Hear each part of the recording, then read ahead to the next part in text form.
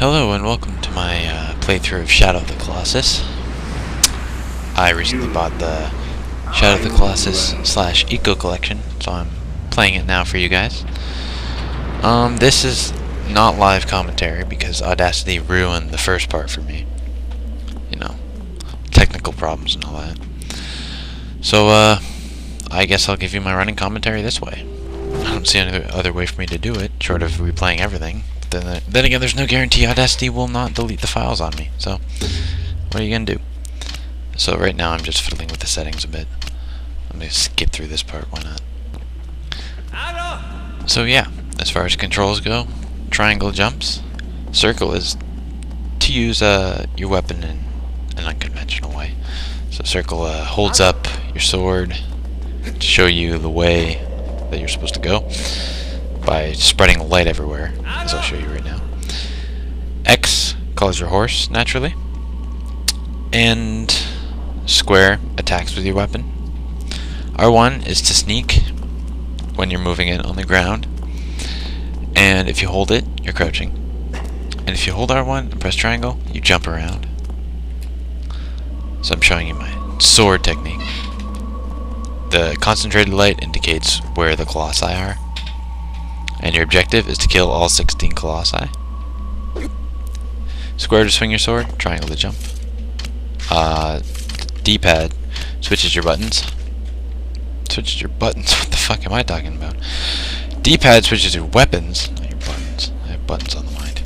You have a sword, an unarmed, and a bow. I have to call it a sword again. The pink dot at the bottom right is your stamina meter. That decreases as you hang on to objects and climb around on things. And the red bar is your health. When that drops all the way down, you're mincemeat. You use the thumbstick to look around and move around. You know, the traditional stuff like every other game out there. Holding L1 when not in a battle will just have you look back and forth continuously. It doesn't do all that much, but you know, it's good for the effect. If you're in a battle, however, holding L1 will result in you looking at the Colossus. No matter what direction you're facing, you're looking at it. R2 zooms you in, makes, you know, bow shots much easier to take. This is a demonstration of what R1 will do for you. Have you sneak around, all sneaky geesy. Of course, the horse thinks Wander is a fucking idiot for crouching on the ground, looking at the grass underneath his feet when there's colossi to defeat, but you know, whatever. And then R1 and triangle dabs around as such. Triangle next to the horse gets on it, which I was never good at. X on the horse kicks the horse, the thumbstick tells it where to go. Going in the direction of where the sword was pointing. And we're gonna take a stop at the tree, because this tree is, you know, directly on your path there, you know, for a reason. If you switch to your bow and aim up, there should be some fruit on the tree. And what fruit does is when it drops to the ground, you go up to it and press circle, and you recover it, and what that does is it increases your maximum HP. Also, there are silver-tailed salamanders that wander about that you can also kill by way of sword or bow and arrow. It doesn't really matter, but that will result in you getting more stamina, which is probably more useful than health. I'm searching around for some more fruit. There isn't any. You have unlimited arrows for your bow, which is a plus if you want to shoot stuff lots. And don't worry, you can't kill your horse. If you shoot arrows at it, it just bounces off. If you try to swing your sword at it, it just bounces off. And fortunately, if you aim your bow at it, it will run away in fear. He's also very hard to control at times, especially if you're in a battle. I read an interview once, and the design director basically said he didn't want it to be like, you know, the ideal horse. It's supposed to be somewhat realistic. Like, if you're fighting this monstrosity, would your horse really just stick around and be like, well, sure, I'll stand here and wait for you to call me over? No, like, you call it over and it'd be like, I'm not going over there. I'm a little bit cautious about the giant stone thing.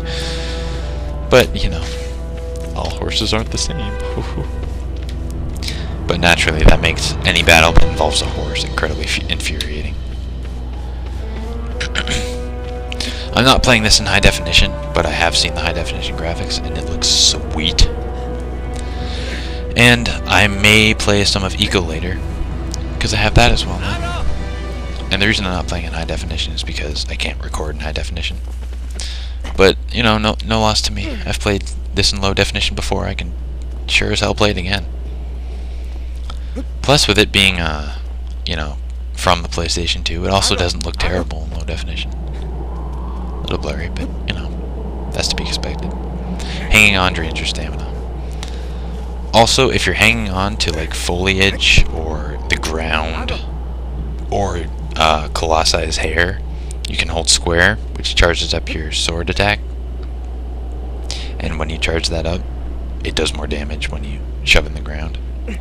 It's also pretty cool attention to detail. Depending on the surface, you can jam it really far on the ground and then have to pull it out after. Or if you're trying to do it on rock, it'll just bounce off. I'll also be displaying the names and some of the attributes of each Colossi we encounter. Mostly because I want to make this playthrough a little bit more thorough than my other ones. I'll do it whenever I can, as often as I can. Which isn't saying much because I've said that about every playthrough thus far. Okay, so for this guy, he is a little bit of a softie in comparison to what you fight later. The idea with each Colossi is you pull out your sword and you use it to check their weak points.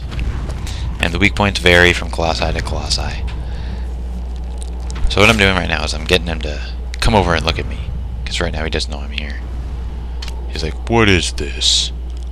Something's not right here. My butt hurt. Using it to find the weak points. It's more ideal to get the weak points when you're closer to them, because then they'll stay there for longer. Because if you're doing it from far away, they won't necessarily stick around.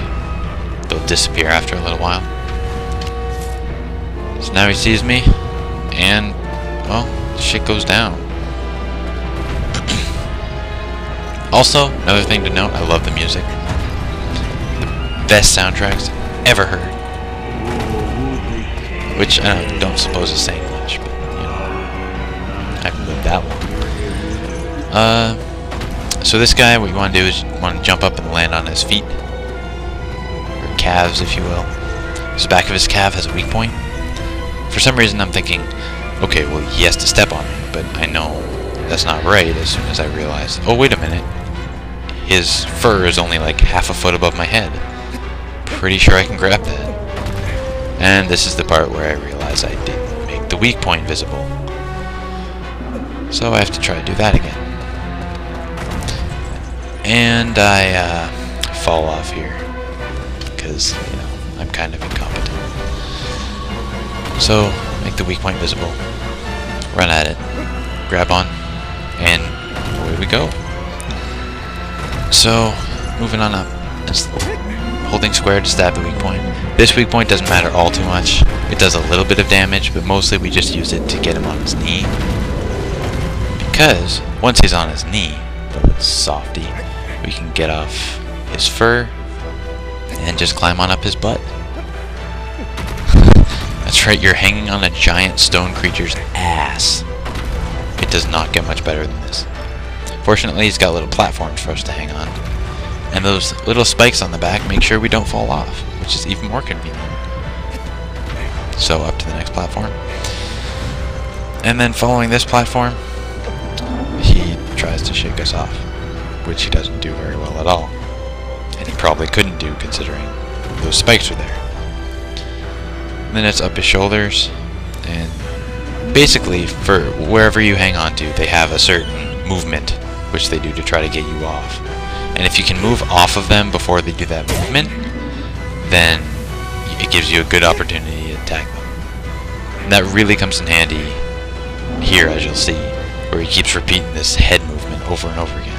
And I just can't get the hit in. Because it takes see like that, it takes Wander a while to charge up an attack enough so that he could actually lay it in him. So I get a little PO'd here because he's not doing what I want him to do. So I jump off and he does the head thing again. And I'm on his shoulder so it doesn't bother me as much, so I can still kind of get in that direction.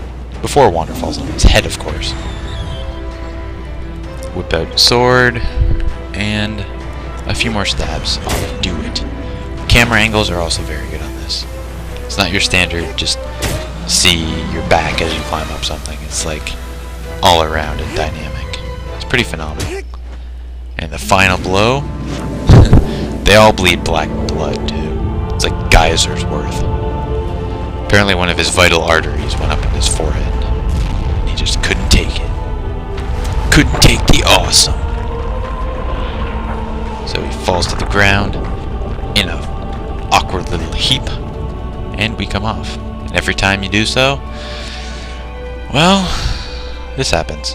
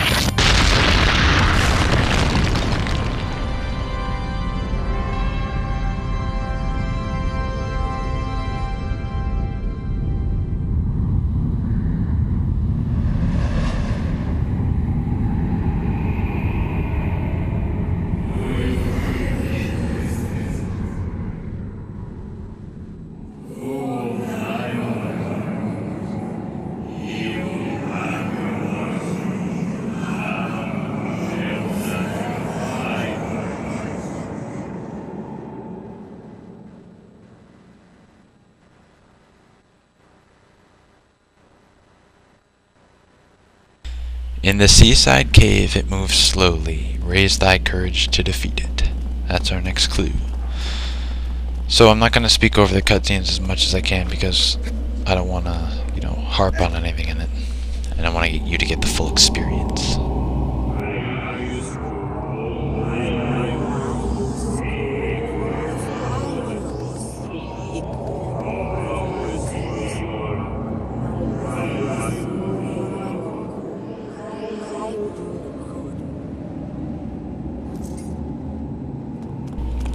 First time I heard that, I thought that meant that the shrine healed you, but I didn't understand that since standing around healed me.